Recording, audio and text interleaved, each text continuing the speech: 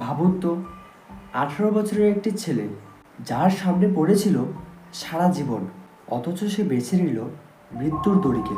এখন প্রশ্ন হলো কেন? কারণ তার চোখে ছিল শৃঙ্খল ভারতের স্বপ্ন। তিনি ভারতের সেই বিপ্লব, আকাশের থাকা সেই ধ্রুবতারা। তার নাম হলো ক্ষুদিরাম বসু। তার জন্ম হয়েছিল 3 ডিসেম্বর 1889 খ্রিস্টাব্দে, মেদিনীপুরের হাবিবপুরে। আপনারা কি জানেন তার নাম ক্ষুদিরাম কেন? ক্ষুদিরাম বসুর নামের পিছনে খুবই একটি দুঃখময় গল্প আছে। আসুন জানি তার নাম কিভাবে ক্ষুদিরাম হলো।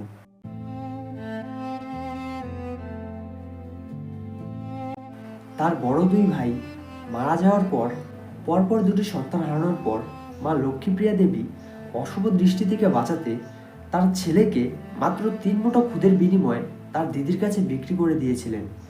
সেই থেকে তার নাম ক্ষুদিরাম। মাত্র 7 বছর বয়সে তিনি তার বাবা মাকে হারান। পরবর্তীতে তার বড় দিদি অন্নপূর্ণা দেবীর কাছে তিনি মানুষ হন।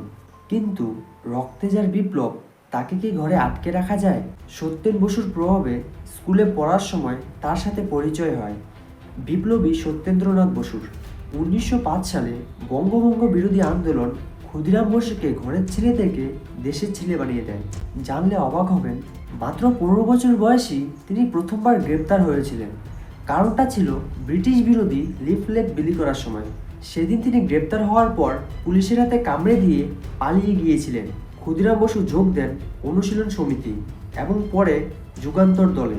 তারপর 1908 সালে ব্রিটিশদের ক্রাশ অত্যাচারী ম্যাজিস্ট্রেট ডগলাস কিংসফোর্ড ডককে খতম করার দায়িত্ব দেওয়া হয় ক্ষুদিরাম এবং প্রফুল্ল চাকিকে। কিংসফোর্ড তখন বিহারের মজুফরপুরে। 1908 সালের 30 এপ্রিল রাত্রেবেলা তার জন্য ফাঁদ পেতে থাকেন।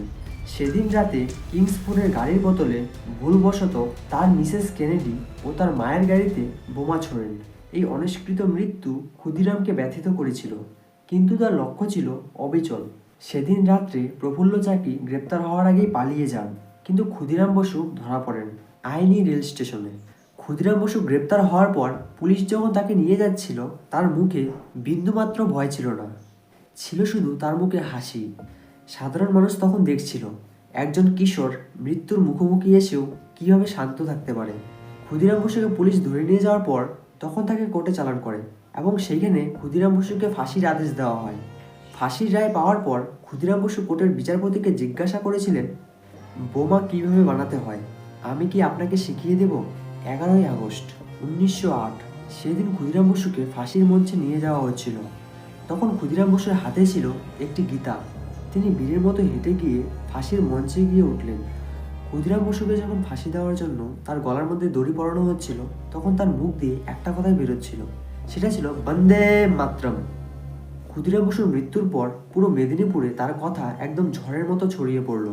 তারপর সবাই ধুতি বুনতে শুরু করলো এবং ধুতির উপরে লেখা ছিল ক্ষুদিরাম। মেদিনীপুরের তাঁতিরা তখন এক বিশেষ ধরনের ধুতি তৈরি করতেন এবং যার উপরে লেখা হয়েছিল ক্ষুদিরাম নামটি। তারপর বাংলার ঘরে ঘরে মা ও ঠাকুমারা তাদের সন্তানদের ক্ষুদিরামের গল্প শুনিয়ে শুনিয়ে বড় করতে শুরু করলেন। ক্ষুদিরাম বসু সবচেয়ে কম বয়সে আমাদের দেশের জন্য শহীদ হয়েছিল। তিনি ভারতের স্বাধীনতা সংগ্রামের কনিষ্ঠতম বিপ্লবীদের মধ্যে একজন। তার আত্মত্যাগকে অমর করে রাখার জন্য যে গানটি সৃষ্টি করা হয়, সেই গানটির নাম হলো কালজয়ী গান। এবার বিদায় দে মা, ঘুরে আসি, বিপ্লবের প্রেরণা। ক্ষুদিরামের এই আত্মত্যাগী পরবর্তীতে বাঘা যতীন, সূর্য সেন এবং ভগৎ সিংয়ের মতো বিপ্লবীদের পথে নামতে উৎসাহিত করেছিল। ক্ষুদিরাম বসু কোনো একজন সাধারণ কিশোর ছিল না।